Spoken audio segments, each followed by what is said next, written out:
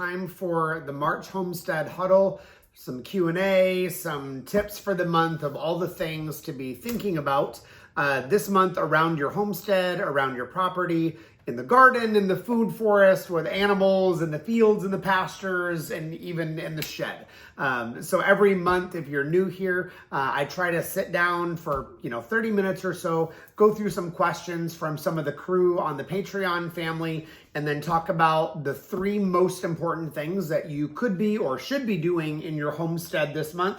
We've got a thunderstorm rolling in the distance, so if it starts raining, just consider it like free ASMR work or something, a different type of a podcast. So let's jump in right away with the different growing zones and the things that you could be or should be doing every month in those different growing zones. Now, if you have the ability to plan things out a lot. I'm really OCD, so I use my passion planner every month and I plan out week by week of all the goals that I want to have, around the property. If you're only able to do like 1, 2, 3 things, that's okay. Gardening and the food forest are meant to be done at your pace. They're meant to be done with relaxation, with peace. If you're feeling stressed, slow down. Sounds like you need to delete some things on your plate. Get out to the garden a little bit more. Take your shoes off, stand on the soil, get some good sunshine and vitamin D. So don't let the list of stuff stress you out. Rather, let it be, kind of motivation to help guide you on the journey through the month, and focus on the things that you are able to do and that you are able to control. So if you're in those colder growing zones, USDA zones 3 through 8, the soil's just waking up. Things are just getting warm. I have friends in Georgia that they're posting pictures of the daffodils and the tulips and the crocus and the muscari and all of those spring bulbs, the ones that I was nagging you about a few months ago. Get them in the ground, get them in the ground. Aren't you glad you did? Because now you get to enjoy all those beautiful flowers. I was talking with my mom and dad on the phone this afternoon, and they were talking about how the crocus have just started coming up there in mid-Michigan, and it has been cold in Michigan this winter. Got my good green tea here. So they're just now getting things up and running in Kansas City. I was talking with some friends of mine, and they were showing me pictures of the red buds are finally starting to bud out. They're getting ready to use those red bud flowers on salads and be able to enjoy those. So it is officially springtime for those of you in the colder climates. Now remember, if you're in USDA zones 3 through 8, there's a really good chance it could still frost again. It probably will. It could snow again. It probably will. So just take things slow, nice and easy. But there's a couple things that you could be doing right now in USDA zones 3 through 8. So the first thing that I would be doing in those colder zones is getting my nightshades started very slowly. I don't do them all at once. I do maybe a couple rows, and then I'll wait. They'll do a couple rows, then wait, then do a couple rows and wait. But those eggplants, peppers, tomatoes, you can go ahead and start those under good grow lights or in a southwest facing bright light window so they don't get too long and leggy, and start staggering those plantings. The same is true in a greenhouse, where you've got to kind of watch your evening temperatures that it doesn't get too cold in your greenhouse. The second thing that I would be doing in USDA zones 3 through 8 is getting my soil amendments ordered and ready, but I won't apply them yet. So if you're in those warmer zones, or colder zones, Epsom salts, blood meal, compost. Lots and lots of compost. Get those things ordered so you've got them on hand. And then when you know the danger of frost is almost done, start applying them. I usually start with my Epsom salts, and then I do my compost. Then usually about mid-April and zones 3 through 8 is when I'll go ahead and start applying the blood meal to really get that green growth moving. The last thing that I would do in those colder zones is your spring tool maintenance. So you're re-oiling your tools. You're getting the small 2-cycle engines started, giving them the crank for the first time for the season. I always like to do a really good recreation non-ethanol gas in those 2-cycle engines. But then I also usually run seafoam or some kind of a carburetor or fuel injector cleaner through them just the first time to really clean things out from, being in storage all winter long. And it just helps things run smoothly for the rest of the growing season. Now, no matter what growing zone you're in right now, if you are in 3 through 8, you're working on those things. If you're in the warmer zones, zones 9 through 11, got 3 different things for you. However, everybody across the board should be ordering seeds right now. So for the most part, for us in Florida, annual vegetable season is, full peak season. We're slowing down on planting seeds right now. We're getting our warmer season crops in the ground, sure, but I'm getting ready to start thinking about cover crops, because really April, May is when vegetable season starts slowing down for us. Food forest season is at the crescendo. Everything is fruiting out. So during those warmer months, April, May, June, July, August, those 5 months in Florida, Texas, California, Louisiana, South Georgia, in those warmer areas, we are doing cover crops. I love sun hemp. Sun hemp is absolutely fantastic. Such amazing biomass. 8, 9, 10 feet tall that can be chopped and dropped multiple times through the growing season, fed to cattle and livestock, very high in protein, digestible fibers and nutrients that are really bioavailable to cattle, to livestock, to goats, to horses, all things. So I love sun hemp. However, the last couple years, I've noticed that sun hemp, Johnsia crotalaria, I think is the fancy botanical name, sun hemp has sold out. So if you don't get it in the next month or so, there is a very good chance you're not going to get it. Personally, I use Hancock Seed Company, but I'm sure there's other places. And then I always get the EMs, the microbes with it. So that way you're inoculating them really well. So USDA zones 9 through 11. Let's talk about what we should be doing this month. So if you have a farm, a homestead, if it's, your family, these are the 3 top things that I would really recommend doing. Now, if you have additional time, jump onto permaculturefx.com, download the whole big old growing calendar. That's listed every month for free on the website. If you are in Patreon, no matter what level you're signed up as, the free all the way up to the abundance tier, you can now download the PDF in a printable version of the monthly garden calendar, but you need to be a member on Patreon.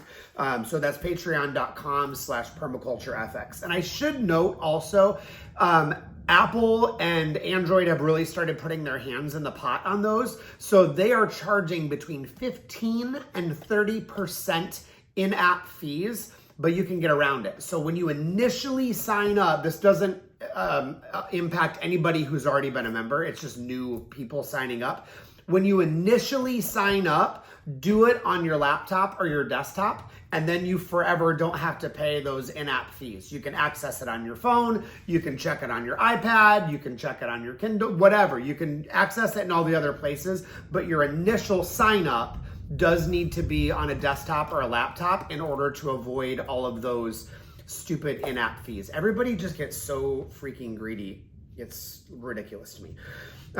So USDA zones 9 through 11, amend soil. Like right now, you are in soil amending season. If you're doing compost, 1 inch thick, cover it up with some good mulch. You don't want the sun to bake all of those microbes and the nutrients, the mycorrhizal fungi. So whenever you apply compost, you can put it right on top of the old wood chips and then just do a nice fresh layer of wood chips on the top. Doesn't have to be super thick, but just enough to cover it and keep it moist. Blood meal is fantastic on trees that only have green growth right now. And if they already have fruit set or flower set, then I want to use bone meal. So blood meal, high nitrogen on things that have green. Bone meal on things that already have fruit set or flower set, because that has our phosphorus and potassium that's really going to help hold that fruit and make it wonderful and delicious. There was something else I was going to say on that. Oh, also foliar sprays. If you're doing foliar sprays, you never want to do the foliar sprays when trees are in full flower, but you can do a foliar spray before the flower set or right after fruit set. So if you want the full recipe on spring foliar sprays, that is available in the blog for free on permaculturefx.com. And there's a much longer video on the YouTube channel, and that's all free. So second thing that I would be doing in USDA zones 9 through 11 is pasture management and field planting, like getting stuff in the field. So right now, think of things in March like Bermuda grass, Lespedeza, millet, sorghum family, Timothy grass can go in right now, vetiver grass by roots and rhizomes. Those are all things that are going to be really good. If you want native grasses and you're in Florida, Fakahatchee grass, fantastic, very bioavailable, good soluble fibers. That's a great one. And then clover mixes. Any of the clover mixes can go on right now, especially if you've got rain coming in a couple days. Get that clover seed on and it's going to do really well. I love a good clover mix, like the Killer Clover Mix from Hancock Seed Company, because if one doesn't do well on your site, another one of them in the mix is going to do well. Versus if you just do all white clover, if your soil doesn't like white clover, then you're screwed. So you might as well get a good mix. So maybe the crimson's going to come up, the red's going to come up, the white, the Durana clover. Love me some Durana clover. That does really well in Florida, actually, especially in our crappy soil. So get those pasture management stuff on. Now, if you don't have a no-till drill, you can literally just walk around the pasture with one of those little hand crank grass spreaders and just find the bare spots and just reseed the bare spots. Honestly, it's a lot of work to reseed acres and acres and acres and acres. I mean, it can take days to be able to do that. You know, it can take 2 or 3 days if you've got 150, 250 acres. But every month, I mean, if you're on the ATV, you're in your golf cart, you're just walking around the pasture, put some seed in the back and just always be reseeding. If the rain's coming in a day or two, put some seed in the back seat, walk around, spread it like this, and just do those little spots. It doesn't have to be the same all the way across the pasture. Create some biodiversity. So basically, if you're rotating animals, every time an animal leaves that pasture, you should be seeding something behind it. That you've already had the animal eat that grass down far enough, or whatever's in the field, plant another species and go right behind them. And if you need a list of what to plant, that is available for the top 2 tiers on Patreon as well in the PDF section. So I think that's it. So zones 3 through 8, let's go through these one more time real fast. 3 through 8, you're starting your nightshades right now in trays. You're ordering your soil amendments for the spring, and you're doing spring tool maintenance. Everybody across the board is doing seed ordering, specifically things like sun hemp. And then USDA zones 9 through 11, we are amending our soil. We're doing compost, blood meal, bone meal, foliar sprays, all things. We're reseeding in pastures, just beginning some of those. I'm going to wait for about another month, and that's when we really do the full pasture reseeding, if you're doing a multi-species blend.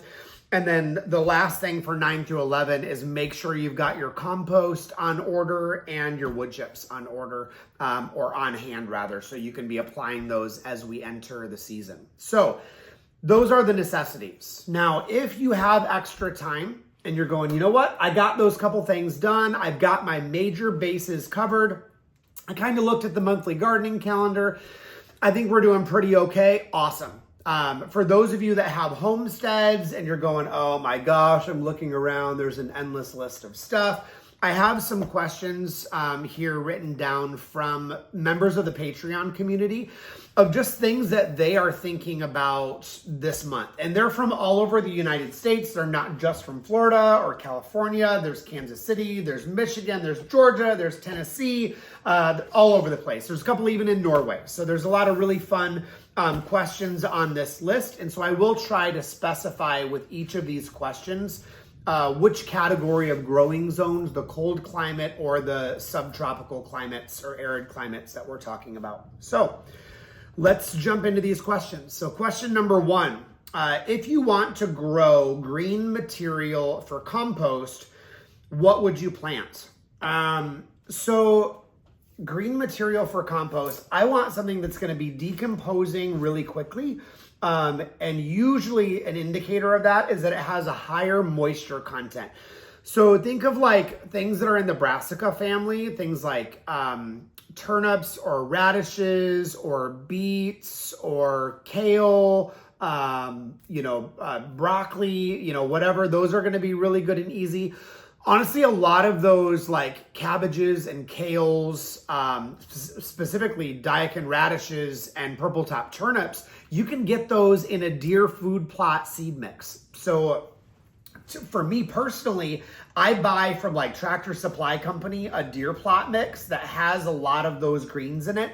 Now you can plant them year round in USDA zones 9 through 11. Now, if you're planting it later, like April, May, June, July, August, September, you may not get a really big radish. However, for doing compost, I want the green material on top primarily, so it doesn't really matter as much. So I really do plant deer plot seed mix pretty much year round. Also because it has clover in it, it's got rye, it's got wheat in it, it's got a lot of other things. Some of it even has like chicory, that's a great mineral miner. Lesbedeza is often found in it. So get a good deer food plot mix, like $20 for a bag of it, and that will go a long way. That's gonna give you a lot of green and biomass. The other nice thing with that green material like that, put chickens on it, put goats on it, put your sheep on it, put cows on it. Careful with horses, the higher moisture content can cause colic because they will gorge themselves on it. So careful with the horses. Question number 2, can you talk about citrus in Florida? Yeah. There's been a lot of articles released recently about the citrus industry in Florida dying. Sad for economy, really glad for the environment. The citrus industry was a toxic hot mess. And I hate to be the bearer of bad news. Some of the ones that promoted the toxic mess was UF. It was our university systems telling us to do chemicals, fertilizers, Roundup, using all of this crap on our fields, completely sterilize the soil. If you drive around Florida to old citrus groves and you look down the rows, a lot of them are still bare soil and they haven't been touched in 10, 12, 14 years and they're still bare. 2 reasons for that. 1, the glyphosate has totally sterilized the soil, killed the microbes, killed the mycorrhiza, absolutely ridiculous. But the primary reason actually for the sterile soil in the citrus groves was the nitrogen fertilizers. Because when you use a synthetic nitrogen, there's a form or a derivative of salt that makes those roots thirstier to absorb the nitrogen. So they use a salt, in a synthetic fertilizer, they use the salt as a carrier mechanism to make the plant drink more and take up the nitrogen nutrients. So what's happened is we've salinated our soils. There's still salt content in the soils that has to be bound up. So it really, the citrus industry in Florida was horrendous. It was absolutely toxic. There are still horrendous methods. And to be honest, the citrus greening disease, as sad as it was for those farmers to lose thousands or hundreds of thousands of dollars in their trees and to see those trees dying, it was one of the best things for the soil, for the environment in Florida, is for the citrus industry to die. We made a lot of mistakes. I say we, but Florida and farmers made a lot of mistakes when they followed the citrus industry. They trusted that the universities were going to steer them in the right direction, but they did not. They had synthetic fertilizers. They used the weed killers and the herbicides and the pesticides and all of the sides that destroyed our soil.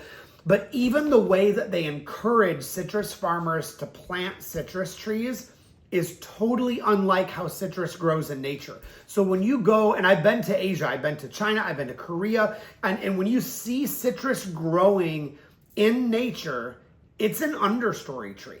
It's in part shade, even full shade. It's an understory tree. It is not meant to be in full blazing Florida sun with sterile soil. That is the opposite of the way that it would ever grow in nature. And so we not only used chemicals and fertilizers and, Roundup, then we planted them in a way that was totally unlike how they grew in nature. And then the third and major mistake is we destroyed the native ecology of those areas that could have actually helped the citrus trees. So one of the biggest things that they told these citrus farmers to do, thank you UF, was, hey, take out all your oak trees and plant more citrus. Well, oak trees are very high in tannin. And so when the leaves fell on the soil, those high tannins, as they decompose, were actually a preventative for the citrus greening. So when the citrus psyllid, the Asian citrus psyllid bug, would feed on the tree, and that's what causes HLB, the greening disease, the tannins from the oak trees would stave it off or act as a repellent for those insects. So when they told us to do it in full sun, it was like the trees don't even grow in that environment. And we took out the tree that was going to be the natural antibiotic to help stave off the disease. I mean, what a hot mess. What a hot mess. But this is what happens when companies get greedy. And I'm sorry for the soapbox, but companies got greedy, farmers got greedy, and the university and chemical systems wanted to sell the farmers more stuff. So they just filled them full of things that were not true. So all that to say, I'm glad the citrus industry is dying. If, however, you want to plant a citrus tree, please do it. I mean, plant an orange, plant a grapefruit, plant a lemon, plant a lime. All of those are wonderful trees, and they're going to last you a few years. Now, a citrus tree in Florida, I would not consider that to be what I would call like a legacy tree. It's not going to last 100 years. It's more of a long-term perennial tree or a mid-term tree. You might get 5 or 10 years out of a citrus. And honestly, that's pretty good because they're all going to get greening. They're all going to get greening. They're all going to die. I know that sounds really negative, but just don't think of citrus in Florida anymore as a long-term tree. That ship has sailed, beloved. That ship has sailed. The only citrus tree that you can grow without it getting the greening disease is Citrus astrolacus, the finger lime. That is the only one that will not get the greening disease. I'm not aware of any cases of finger lime getting the greening disease, but any other citrus is going to get it. Now, don't let it prevent you from getting a citrus. If you want to get a citrus, the best possible thing you can do is go to the southwest side of an oak tree, and if this is the edge of the tree, follow the edge, the drip line of the tree from the crown straight down on the southwest side and plant your citrus tree there because it's going to give it enough shade. It's going to give it enough sunlight. It's going to still get moisture because the oak tree is not going to block, the rain from coming down. And the tree is going to benefit from the tannins from those oak leaves. And so that's the best possible thing that you can do. If you don't have an oak tree, you can try a citrus, but I don't think it's going to do really well. You could find a friend who has an oak tree, use your push mower, suck up the leaves, chop up those leaves really, really good so they compost, and use those oak leaves as mulch around the citrus. And maybe that'll work. I don't really have any science to back that up. That's just my thought. So, soapbox, but I'm sorry, but not sorry. That's a really good green tea. So question number 3, when I'm doing spring cleanup, how do I know when it's safe to start cutting things back and raking things in order to protect the pollinators? General rule of thumb, no matter what growing zone you're in, is watch in nature. If you have not started seeing the bees, the butterflies, the moths out yet, that means they're still in their chrysalis or cocoons. That means they're still caterpillars. So it's not time to clean things up yet. Wait until you start seeing the active winged pollinators out and about and doing their thing. And then you can go, okay, it's about time to do my spring cleanup. Even in Florida, it's so nice out. Well, I mean, it's raining right now, but it's still not really a good time to do full-on spring cleanup yet. I love leaving leaf litter somewhere pretty much all the time because I want that habitat for native pollinators and insects. But watch nature. Number 4, can I cut dead stems from trees and berry bushes and use them as chop and drop or should I just compost them? You can use the dead stems and twigs and sticks and that sort of thing. I typically wouldn't recommend putting them under the same plant. So if it's like a peach tree, for example, and those branches died back because it had like apple cedar rust or something like that, I don't want to inoculate my soil around that tree and make matters worse. So just choose a different tree. If in doubt, just compost it. But general rule of thumb, never put the clippings from that tree under the same species in case they are diseased. You don't want to recycle that back into the same tree. Just choose another tree and put it around there. If in doubt, compost. Number 5, when do I cut back my bananas and how do I dispose of the material? Bananas, don't cut them back yet. A couple years ago in March, mid-March, we had a frost. So I would not cut them back yet. I'm waiting until the 1st of April. Easter is later this year, so it's like end of April. So really 1st to mid-April is when you want to cut the bananas back. Now, bananas you can use as chop and drop. They're super high in potassium and phosphorus, a lot of good minerals in there, great moisture content.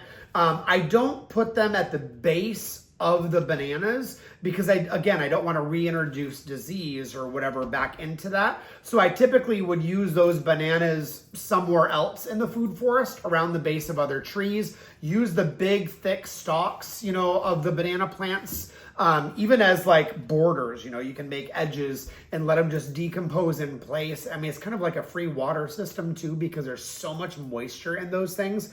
But definitely chop and drop, but wait until mid-April. Those you don't need to compost first. You can use those directly as they are.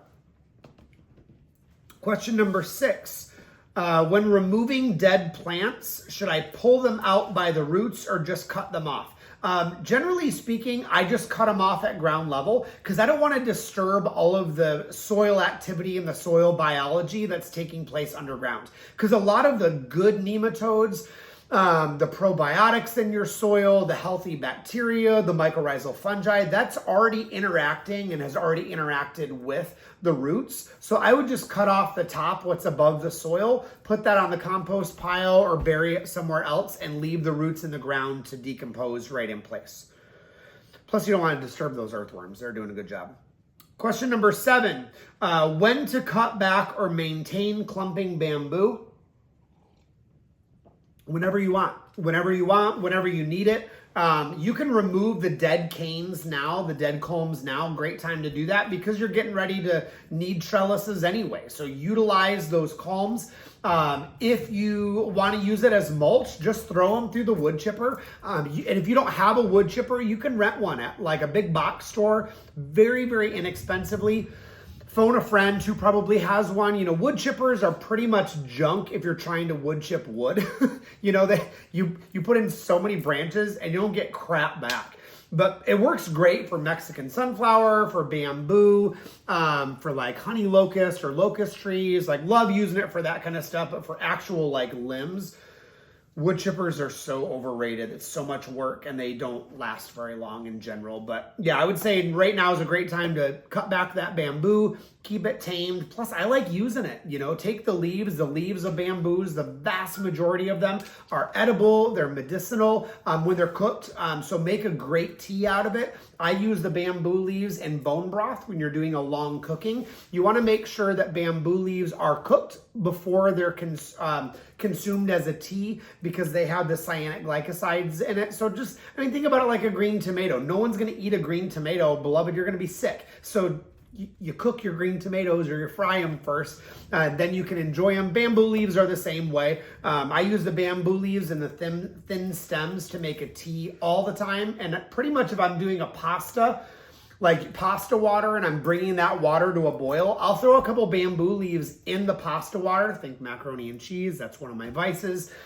Because it infuses the water with minerals, with silica especially. So you're getting all of those good health benefits in your pasta or rice water, which is a great way to utilize that. You remove the leaves, discard those after they're boiled. I lost my spot. Cut back bamboos. Okay, last question. What organic fertilizers do you like for trees that are still in pots? First, let me talk to myself. Stop leaving trees and bushes in pots for more than a year. Like, just put them in the ground. If you can't get them in the ground, upsize their pot. But trees and berry bushes are never going to do great in pots. I mean, I love and respect people and they're like, oh, I just got to have it, but I can't put it in the ground yet. Then just do raised beds. You're going to be just disappointed if you leave fruit trees and berry bushes in pots. They're always going to struggle. They're always going to underperform. They're meant to send out roots and be connected to the natural environment. However, that being said, I have hundreds of plants that are still in pots that are either going in, at a friend's house or to a farm or going in for an install or something. So sometimes we do have to have them in pots for a little while, and they do need more than just a little bit of compost because all of the nutrients are being washed out and utilized so quickly.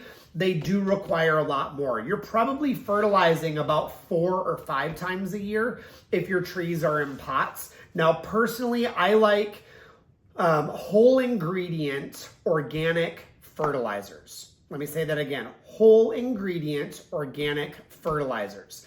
And I will say company names. Companies like Miracle-Gro will use something like soy protein hydrolysate, which is 30% MSG, monosodium salt, glutamate. So they'll use 30% MSG in their soy protein hydrolysate, and it's still considered USDA organic in the fertilizer. It's a joke. So you've really got to know the company, read the ingredients. If there's crazy words you don't know, look them up quick. I personally, if you're going to a big box store, Dr. Earth's is okay. It's a little bit mild to me, and you've got to watch what version you get. Sometimes it's overrated. I really like Espoma, E-S-P-O-M-A. Their tree tone or plant tone is really good. A lot of good whole ingredients in there. That's a manure base. If you're buying it in bulk, which I don't think you can actually buy from this company, just single bags anymore, Sigma is amazing. I think they're based out of Texas, but you have to buy it as a pallet. If I were like buying it right now by the pallet, Sigma would be 100% where I would go. Either the green bag or the orange label are the 2 colors on their color coding that I would do. But those are all whole ingredient, poultry manure based. They've got bone meal, blood meal, feather meal, that sort of thing. Those are going to be a really good start. The other thing that I would add into my pots is some type of a mineral. So I would use like azomite, A-Z-O-M-I-T-E. Azomite is my go-to choice because it's silica, it's magnesium, it's manganese, got a lot of other really good stuff in it. Gypsum. So I really like the azomite as an all-purpose with a little bit of a sprinkling of Epsom salts because that's higher in magnesium. And that's usually enough for plants and pots. Now, if you're starting to see some yellowing of the leaves or leaves are like white when they first emerge, especially in Florida, Texas, California, it's probably a chelated iron deficiency. And you can either do that as a soil drench or as a foliar spray. So those are the organic fertilizers that I would use. So that's the list for the month. So I know, that can be a lot, but again, I would focus on the things that are easiest for you. If you can only do 3 things, use the 3 things for your growing zone that I talked about at the beginning of the video. If you've got a little more time, use the gardening calendar on permaculturefx.com, or if you want the downloadable version, sign up on Patreon as a free member and then just download the PDF. You can print it off, you can hang it up in your potting shed or in the barn, and then you've got it in front of your face and you can just check off the box. I love checking boxes. Like my planner, my favorite thing about Passion Planner is that I get to check boxes. I just love marking things off the to-do list. Is just so satisfying and gratifying to me. So if you want to check things off the boxes, download the PDF on Patreon. Otherwise, hopefully that Q&A, the list of the 8 questions this month was helpful to you. If you have additional questions, you're always welcome to sign up on Patreon. I try to answer those questions as often as possible. And there's always a free 7-day trial on Patreon, so you can give it a shot, see if it's a good fit for you. And that'll give you access to the full library, the PDFs, the classes, the videos, all of the stuff. And get some good resources in there. So hopefully this was enjoyable to you. Thanks for joining me for tea or coffee or whatever your beverage of choice is. We'll see you next month for another Homestead Huddle and monthly question and answer. Have fun, and I will see you in the garden.